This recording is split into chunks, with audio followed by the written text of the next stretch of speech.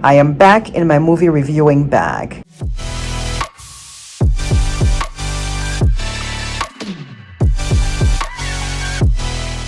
So I'm currently in the middle of watching the movie Smile that came out 2 years ago that I so badly wanted to go to the movie theaters to see. If you watch back my vlog from 2 years ago, I was sick that time. I had bought a ticket and I canceled, bought a ticket, canceled. I do have movies planned for tomorrow. I want to go see Smile, that scary movie. And right after it, I'm seeing Bros. I don't know, maybe I mentioned it in the clip from yesterday. I can't remember. My brain is fuzzy right now. But I'm going to go see 2 movies in one day, just like I used to do in Orlando. Anyways, it's now on Hulu and I'm watching it. And I'm only halfway through, but I have some thoughts. It's crazy. First of all, the brief overview of the story is that this young lady gets brought into the hospital to talk to a psychiatrist or psychologist. And she is telling the psychiatrist that she's seeing things or she's seeing something that follows her around, and it usually has a smile, but it's not like a friendly smile. Whenever she sees the smile, it's like a terrifying smile, like something bad is gonna happen. And the psychiatrist is doing her job and telling her, listen, it feels like it's real, but it's all in your head. Literally bending herself into pretzels to explain to this girl that no, it's just all in your head. It feels like it's real, but it's not. And then the patient dies in front of her or kills herself in front of her. And then the exact same thing this patient was talking about experiencing starts happening to the psychologist. Do you hear yourself? I mean, Jesus Christ, you're so crazy. I am not crazy! Sorry. But it's genetic, isn't it? What? Mental illness. You can inherit it from a parent. I looked it up. Why would you look that up? Because I wanted to know what I was potentially hitching my entire life to. Holly, I'm gonna be next. Those purges are not real. Okay, you were having some sort of a breakdown. What? No, Holly. You're not hearing me. And it's so crazy because in the real world this happens. Somebody will literally tell you, this is happening to me. I can see, I can feel these things. And people will be like, no, you're having anxiety. You're having whatever else. And that's not to say that sometimes some people don't over exaggerate things. That's true too. But other times real things are happening. Because like, I really believe in energy. Not to go off on a tangent or anything. I've said this before in a video, how like I said over the last, I want to say 3 to 4 years, I've really started trusting my instincts. And like, I go off of like feeling people's energy. Like if something is off with an interaction that I have with someone, right away I'm not gonna like bend myself into pretzels trying to explain it away and say, oh no, it's just me, I'm tripping. I know right away, I'm like, something is off. I'm just like be cautious around said person. And that's very true. Like I may not be able to articulate what it is that I'm feeling when I'm around this person or whatever like the energy is, but I know something is there and it feels heavy and I'm always cautious. Anyway, so that's what's happening right now. I'm halfway through and we're about to see how this ends. Like she might just end up like having the same fate as a patient. Back to the movie and then I'll come back and complete this review of sorts. I have 30 minutes left of this movie and I am so stressed right now.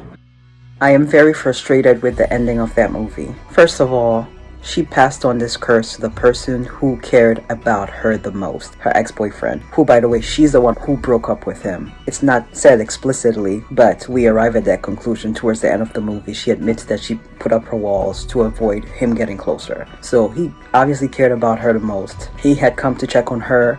He's a cop, and he had to like do some investigation or ask some questions after the whole thing with that patient happened. And then he came back later just to check on her, and she gave him the cold shoulder. And he helped her out, with a lot of, she was looking for information and he was able to pull some strings and give her the information she needed for all this stuff that's been happening. So he really cared about her because her fiance did not want to deal with it. Her sister didn't want to deal with it either. So I'm really just mad that she passed it on to him. That's number one. Number two, I don't know why they would make us, the audience, sit there and watch this main character jump through all these hoops and come to all these realizations only for her to like die at the end. So what was the whole point of that? If she was gonna die anyway, why do all this? Because they did a trick of sorts. Like when she came out of the burning house, I'm like, okay, well, I don't know what happened, but it seems like this whole thing worked. It never worked. It was like a little twist. That aside, I think the movie had some elements. I'm getting a very strong Stephen King influence in this movie. Obviously, when she goes into that abandoned house, which was her old house from her childhood, and comes face to face with this entity of sort, this tall, lanky thing, is very reminiscent of It Chapter 2, when, what is her name? The only girl in the whole friend group, when she goes to her old house, which her father used to abuse her in, and the thing turns into that tall, lanky thing. I'll insert it on the screen so you understand what I'm saying, but that's what that whole scene in this movie, Smile, reminds me of. And then the whole house burning at the very end there, also very Stephen King influence. You know, Dr. Sleep at the very end there. That, what's the hotel called? It's escaping me. Burns down. The main character has set it on fire. Again, I'll insert that on the screen. The names are escaping me, the names of the characters, but yeah, it's definitely very Stephen King inspired. And then the whole Smile thing, it's giving Joker. So it was an okay movie. Like, it really had me on the edge of my seat, and then the ending was just very disappointing. I will rate the movie a 7 out of 10 because the acting was really good. The suspense was good. The other thing that I noticed that started to get annoying was like the upside down like shots. Those were really cool the first 2 times I saw it in the movie. It's like a Bad Omen, you know, the upside down shots, but they kept doing it over and over and over again. It's like, this is old. And I also remember those upside down shots from Midsommar, that movie where like this group of friends go to Sweden and then all of them wind up dead except for the one girl who becomes the Mayflower queen. So yeah, that's what the upside down shots remind me of. And yeah, that's all I have to say about the movie. See you tomorrow.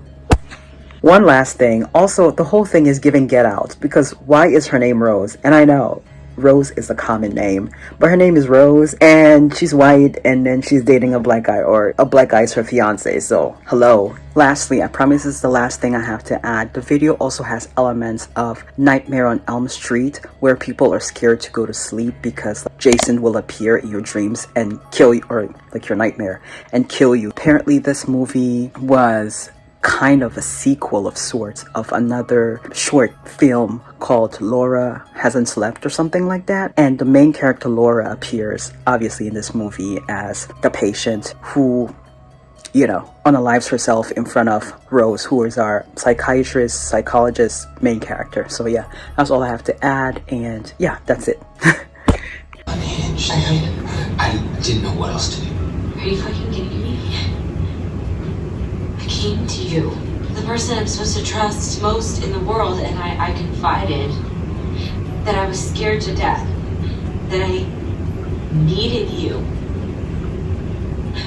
And you just didn't even listen to a word I was saying. No, why do you think I even called her?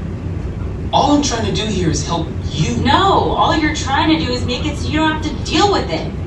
You're fine as long as everything is easy and agreeable, but God forbid anything become real or even a tiny bit difficult, and you just think about how it's gonna fuck up your whole little perfect life plan. Oh, are you serious right now? Yeah, If that's how you feel, then why are we even together?